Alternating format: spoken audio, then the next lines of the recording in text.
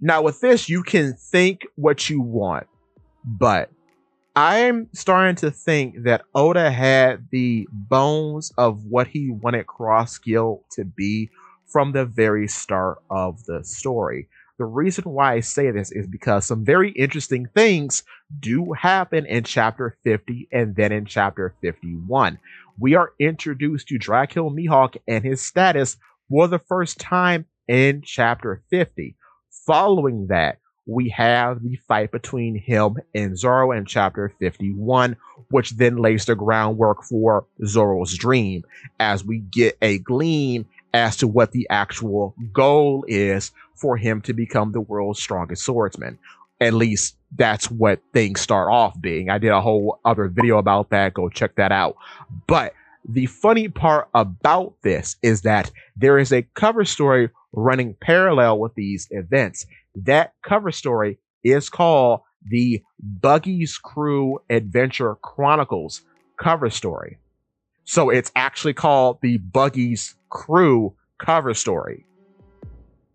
That in itself is interesting. But this is the chapter in which Buggy is being attacked by a giant crab in chapter 50, only to be then saved by Alvida in chapter 51, which then leads to them making an alliance. So, the sort of rebirth of Buggy as a character in the series officially starts with him making an alliance with a captain of another crew. As you know, Alvida was the captain of the Alvida Pirates. So from the very beginning, you could say he's already making alliances with other former ARC villains. As you may or may not know, Alvida was the first villain that Luffy defeats in the series.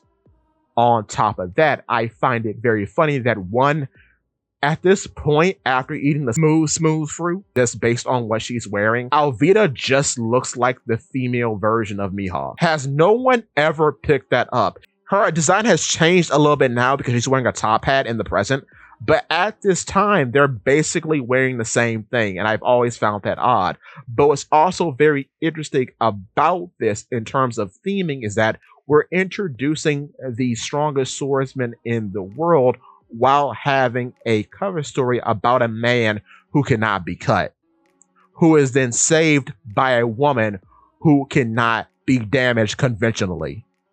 I just find that super interesting that these two characters would eventually join the character being introduced and displayed in these two chapters, and conventionally he cannot do too much to damage them, presumably without Haki.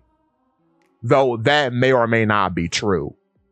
Looking at what happens in Marineford, that was wild. But with that being said, I just found that very interesting that Buggy's rebirth as a pirate and as an antagonistic force in the series starts off with him making alliances, and this is running at the same time that we are introduced to Mihawk, someone who would eventually be a part of his grand entourage in being a Yonko crew called the Cross Guild. But with that being said, give me your thoughts and tell your friends about Polypede Works.